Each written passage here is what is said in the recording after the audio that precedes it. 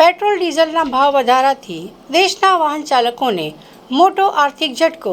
આજના સૌથી મોટા સમાચાર મળી રહ્યા છે।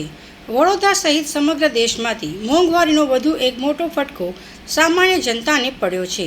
પેટ્રોલ અને ડીઝલના ભાવમાં તોતિંગ વધારો થતાં વાહન ચાલકોની કમર તૂટી ગઈ છે। ઈરાન અને અમેરિકા વચ્ચે વધતા તણાવની સીધી અસર હવે તમારા ખિસ્સા પર જોવા મળી રહી છે।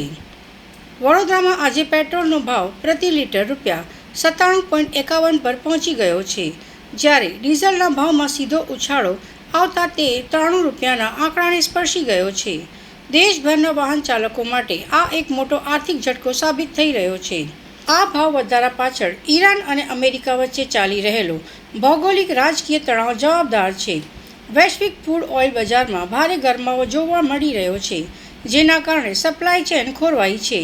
સોશિયલ મીડિયા પર ફેલાયેલી વિવિધ અફવાઓને પગલે વડોદરાના તમામ પેટ્રોલ પંપો પર વહેલી સવારથી જ વાહનોની લાંબી કતારો જોવા મળી રહી। લોકોમાં ભય છે કે આગામી દિવસોમાં ભાવ હજુ પણ વધી શકે છે અથવા અછત સર્જાઈ શકે છે। સ્થિતિની ગંભીરતાને જોતા વડાપ્રધાન નરેન્દ્ર મોદીએ દેશવાસીઓને ઈંધણની બચત કરવા નમ્ર અપીલ કરી છે।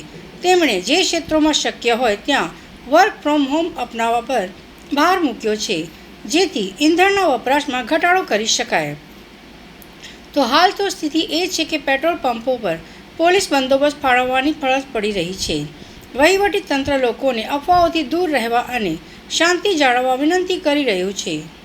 જો તમે પણ ઘરની બહાર નીકળતા હો તો ટ્રાફિક અને પંપો પરની ભીડને ધ્યાનમાં રાખીને નીકળજો।